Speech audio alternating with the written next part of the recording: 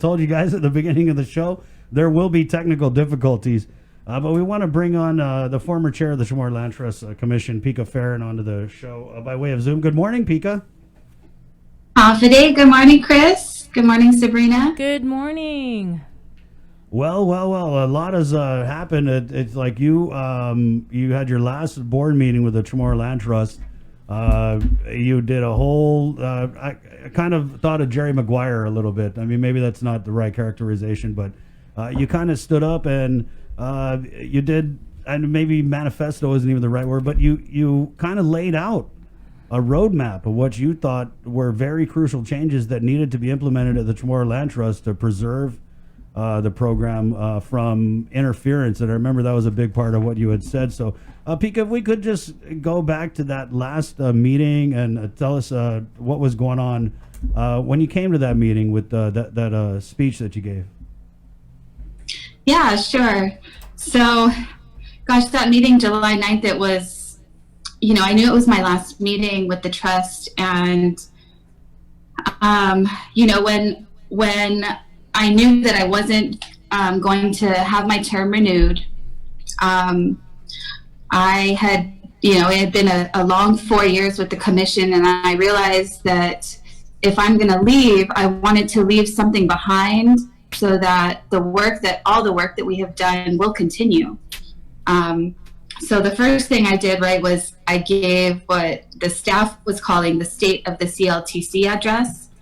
And that just just like you said, it put it all out there. Everything we've been through over the last few years, from, all of the findings with the Barrigada Heights controversy, how we really rectified the program because of that controversy, even to the litigation, the settlement that we won. So I just put it out there, and I would say that state of the CLTC address, it did include the vision that I had for the CLTC, and a vision that we had been working hard to achieve, but of course there's always more work to be done.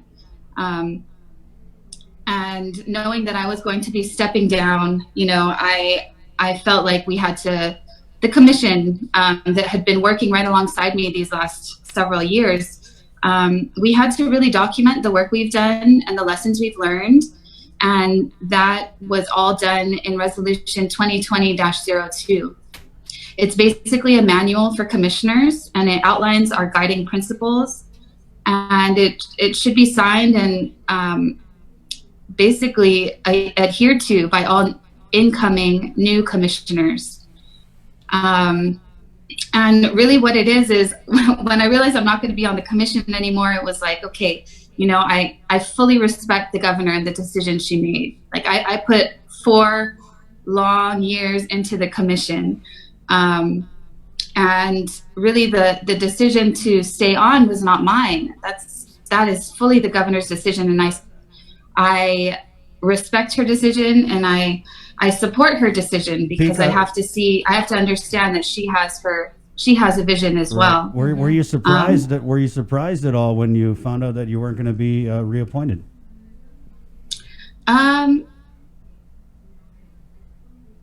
I don't know that I was surprised. I think maybe we were both at the point where it was like I've done everything that I could, and maybe it was time to hand over the reins. You said, but really, Chris, the work that I've done, it's not about me, and it shouldn't be about me. Really, the work that I've done is really just based on the mission of the commission and the Chamorro Land Trust. So if I've done a good job, then that means that when I leave, what I leave behind should ensure that good work continues. And I feel like Resolution 2020-02, and then all the attention that last meeting got, I think that because of that, I'm happy to step down, and I'm confident and secure that the commission will continue the good work. It has a lot of work to do, but I'm secure in knowing that I've laid the foundation. We saw a release that had come out while we were on, I think we were on leave from Ihagani Famalawan, and they'd come out with a release asking the governor to reinstate you to the commission. And I don't know if it was the next day, but the governor come out and said, "Nah, ain't gonna happen." Were you in communication with this group, or did they call you and say, "Hey, we really support the things you've done at the land trust. We want to ask the governor to reappoint you"? Or is that just something that they kind of did on their own? I got a call from one individual, but I don't know if she's part of the group. But I did receive a copy of the letter. And man, to be honest, I was just really humbled by the fact that Hagen Famalawan was using their voice to speak up.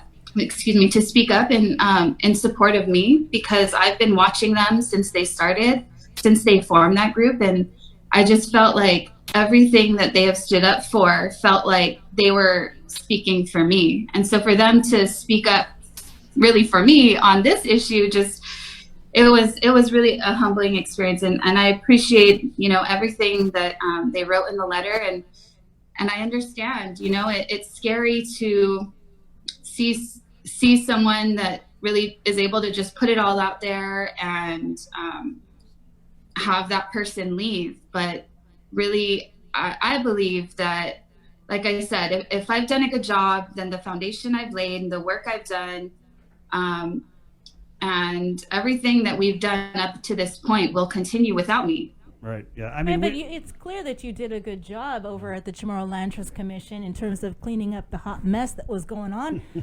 down there. So, did you have any conversation with the governor when it was on the radar that your appointment was set to expire?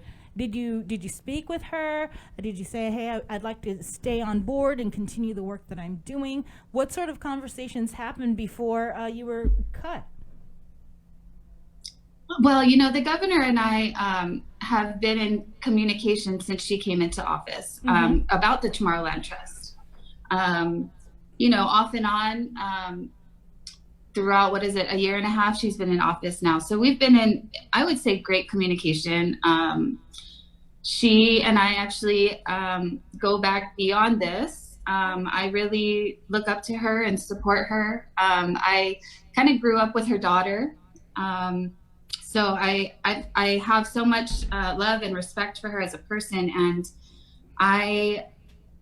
last year when we met, I told her, like, my term's coming up. Let's get a lot of work done this year, and we did. We got a lot of work done. We settled the litigation. We separated Department of Land Management, which was a huge job. But yeah, really, it's like I said, it's not about me. I'm waiting for the butt, and Pika. If I did a good job, then the work will continue. And I'm not familiar with the two appointees that she's already named, but I have to say it takes guts to accept the nomination. Mm-hmm. And for the two to accept the nomination, especially at this time when there's a lot of eyes on the commission, it takes a lot of guts to say, yeah, let me join that commission. So I'm hopeful and I'm optimistic that the new people that will be nominated and then confirmed by the legislature, that they have the right heart for the job, that they have the time and the energy to really put into the job.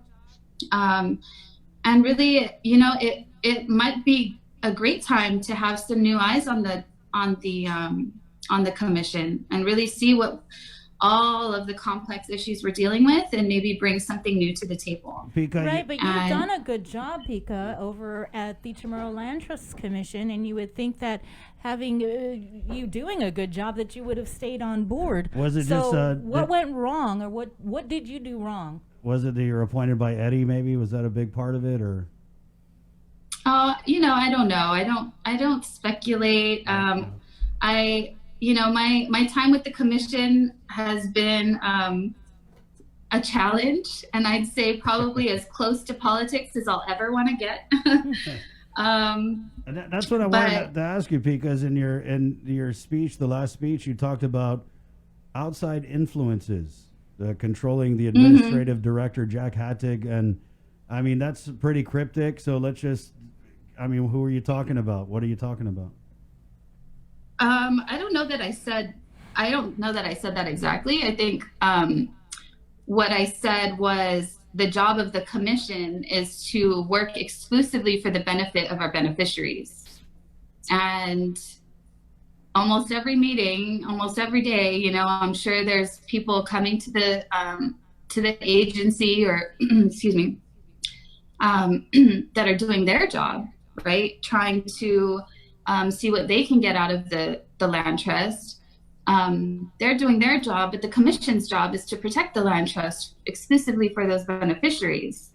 So that's our job. And, you know, my last meeting there, I really tried to hammer it in and remind the commission that the only people we work for are our beneficiaries. And also to let our beneficiaries know that they should be holding the commission accountable. You know, the administrative director was appointed by the governor, and the commission has been working with him for about a year and a half. And, you know, I think that's kind of one of the ways that there could be an improvement in the, I guess, the whole administration of the Chamorro Land Trust is, you know, having a administrative director that works solely for the commission. Right. Yeah. And that just cuts out all the politics of, you know, whoever the administrative director, every election, they got to go campaign for whoever. You're right. I think that definitely needs to be compartmentalized and put away from that whole unclassified political hire system. Yeah, but again, it comes down to the commission. Is the commission strong enough to stand up and tell the administrative director when he's kind of weaving around the lines that we've set for him, get back in line? And I think the commission has done a good job the past couple of years. You know, especially with the Barrigada Heights controversy, that was, I would say, since my time on the commission's first chance to really get in there and realize what was happening on the administrative level, right, and fix it. And so we've been able to bring that forward into today. And, you know, that last meeting, there was a lot of coverage about my speech where I gave the State of the CLTC address. There was a lot of coverage about the resolution. And I hope a lot of people will read the resolution because it has a lot of the guiding principles that the commission should work by. But, you know, after the media all left, we passed some pretty awesome motions that I think really further set the tone for the land trust. And one of those was we finally passed standard operating procedures for leasing. And that had been a work in progress for basically since Jack Hattig had come in as administrative director, but we finally passed them. So that gave him and the staff the green light to go full force to start issuing leases in accordance with this SOP. Pika, we're up against the top of the hour here, but last question, maybe two-pronged. First of all, you're right with the Barrigada Heights issue. This is an issue that we covered. You could have stuck your head in the sand. You know, you could have, you know, went and hid in the corner, but you didn't. You went in and you guys reformed all the processes, the procedures. You did some tough things. You asked some tough questions. You know, you did that. You leave with this, you know, guiding manifest of how commissioners should behave and what should guide them and their principles. So, are you confident that you have left enough of your mark on the Chamorro Land Trust Commission for it to move forward in a way that you're satisfied with? And then on the flip side, do you also feel now that you're gone, because a lot of people thought that, oh, Pika is kind of holding the whole, you know, thing together. Do you think now that you're gone that it opens up any opportunity for any of these measures that you implemented during your time at the CLTC to be, you know, rescinded or walked back or reversed in any way? I guess for your first question, yes, I feel very satisfied that I've left my mark. I've laid the foundation. And I mean, of course, with the passage of time, there's always the risk that the work that you've done will be, like you said, rescinded, walked back. But I believe that the commissioners that are still there, they hold those values to heart, and I don't see them doing that. But I believe I've done my part. I think I've really done my part, maybe a little more of my part, but my heart was so in it. But really, you know what it takes, Chris and Sabrina and everybody out there listening. It takes every one of us doing our part. It takes every one of us paying attention to what the commission is doing. I truly believe that public attention that's been garnered because of this whole, because of me leaving, I hope it stays on the commission because it's crucial to the Land Trust success. And we do have our monthly meetings, which is great, but I wanted to share a couple other ways that someone listening can stay in the know and hold the board accountable for their actions, as well as the administrative director and the staff. One of the things that we implemented over the last year is our board meeting motion summaries. And what that is after every meeting, the staff and the director go back and document each of the motions that the commission made in the meeting. And then the chairperson, which was me, I would sign it. And what that did was it memorialized all the motions immediately. And that is now a public document that anybody can access. And that I felt like this was such an important tool for the public to become aware of what we're doing, because our commission meeting minutes, they often come back maybe 6 to 8 months after the meeting. And they're maybe 80 to 100 pages long, and nobody's going to read that, to figure out, oh, what happened at the meeting? I missed the meeting. So that's, I would say, one way that the public can really understand what's happening, almost on a as it just happened basis. And then also to hold the commission accountable by really ensuring that they follow Resolution 2020-02. There's some checks and balances within the resolution. For instance, if the commission goes against one of the guiding principles, they have to issue a press release within 21 days as to why they went against one of the principles. So I feel like I've done my part. I've laid the foundation. The tools are there, not only for the public, but also for the commission and the administrative director, to really keep working ahead full steam and hopefully achieve the vision that I laid out in my State of the CLTC address. Well, thank you, Pika, so much for that. I know that's my last question. I know you said that was as close to politics as you can get, but people throw your name around. They talk about running for senator. Any idea in the near future if that's something that you would ever be interested in? Because it sounds, obviously, you're very passionate about what you believe in. Yeah, no, politics was probably my least favorite thing about working on the commission. Definitely my least favorite thing. I really enjoyed the real work and getting into the details and really strategizing and visioning. But, perhaps in the future, I'll be afforded another opportunity to rejoin the commission, and maybe that will be my continued public service, because I definitely want to continue my public service for Guam. And like I said, I really enjoyed it on the commission. But another thing that I really hope can happen is, when I joined the commission 4 years ago, my understanding of it was a little bit cloudy. But after 4 years and then really going through this litigation, it's very clear that this program is so important to our island, and not just our beneficiaries, but our island as a whole. And what I'd really like to see is a change in our island's mindset. For a long time, the Land Trust was thought of as a racially discriminatory. It's only for Chamorros.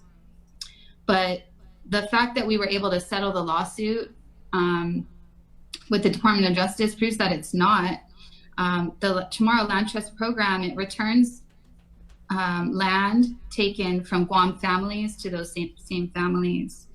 And I really want our island to really understand that and understand our history, because when you understand that the families living on Guam after the war, what was that, 76 years ago, after suffering through the war, they continued to suffer because their lands were taken by the U.S. federal government and the Navy.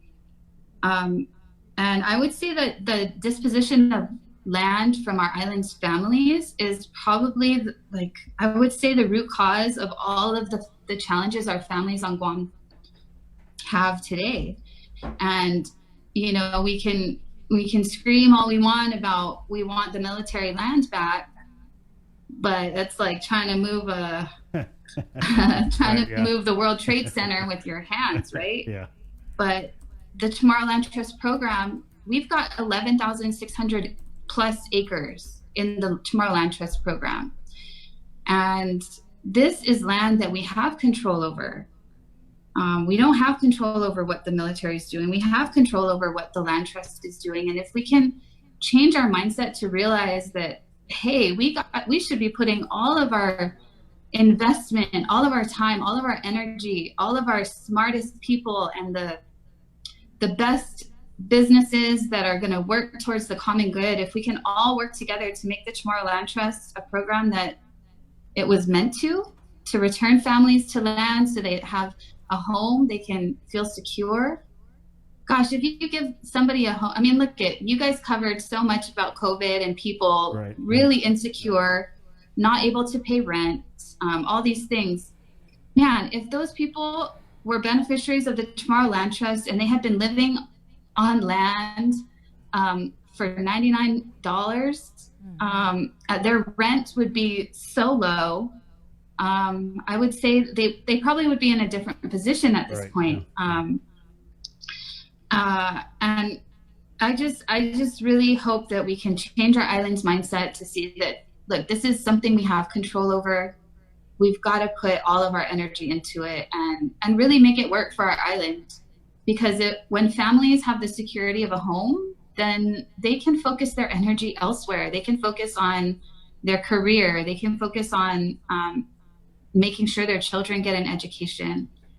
I really see this Chamorro Land Trust as the answer to a lot of the struggles of our island. And if your family is new to Guam, and I say new because, you know, over the last 50 years, maybe you moved here. If you don't qualify for the Chamorro Land Trust Program, I hope that you can realize that for those that do qualify, by allowing them the opportunity to return to land that was taken from them, when their lives improve, your lives will improve. Well, amen, Pika. Thank you for that strong close there. And let's keep in touch and let us know, because it kind of sounds like you may get back on the board sometime in the future. So give us a heads up, okay? Okay. Okay. Thanks, Pika. We lost you, Pika, but thank you definitely for that. Hey, it's 8:04. We're KUAM FM in Hagatna, Guam. Well, there goes our KUAM TV8 stream. Remember, you can catch the link on the Breeze 93.9 weekday mornings on KUAM TV8 on Monday, 6 to 8 a.m.